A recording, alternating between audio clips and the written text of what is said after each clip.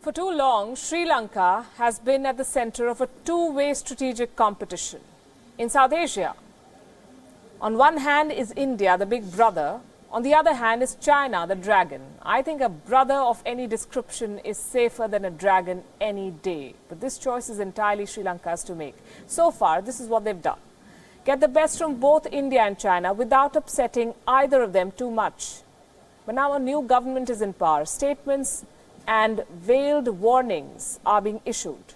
We have an exclusive response from the Sri Lankan President's office. But first, let's tell you what is happening. Chinese Foreign Minister Wang Yis was in Sri Lanka. President Gotabaya Rajapaksa and Prime Minister Mahinda Rajapaksa separately met him. They called for closer cooperation and coordination between Sri Lanka and China. Here's what Wang Yis said in response, and let me quote. China will not allow any outside influences to interfere with Sri Lanka's internal matters. China stands for the country's sovereignty, territorial integrity and independence. That's what he said. But who is interfering and threatening Sri Lanka's sovereignty and territorial integrity more than China? China has taken over an entire port and it's burying Sri Lanka in debt. So much for integrity. But this statement was not a note to self. This is being seen as a reference to Western nations, the ones who are talking about Sri Lanka's human rights record and ethnic reconciliation at the United Nations. This statement may also be directed at India.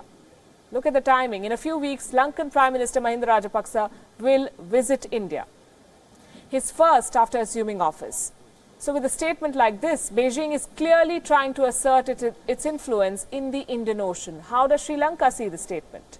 Does it need a spokesperson in China to make statements about its sovereignty? We reached out to the Lankan President's office to find out. Well, they refused to interpret or comment on China's statement per se, but they did answer some of our questions, and they've acknowledged that Chinese investments in Sri Lanka have caused concern to other nations. They've even suggested some ideas that could put an end to such concerns. Three very important points that are on your screens, and I'm quoting now. Sri Lanka needs to develop economically, yes, and to do so, Sri Lanka must open the doors to foreign direct investment. Therefore, point number 3, if all countries invest in Sri Lanka, the seeming threat of the Chinese presence and influence would be neutralized. How very interesting.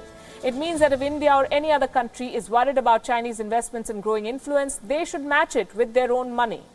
It's not a bad strategy, but here's a pitfall. You get caught in a proxy contest. It's another matter the Chinese investments will be hard to match. China is, after all, Sri Lanka's biggest single lender. It holds 12% of the country's debt.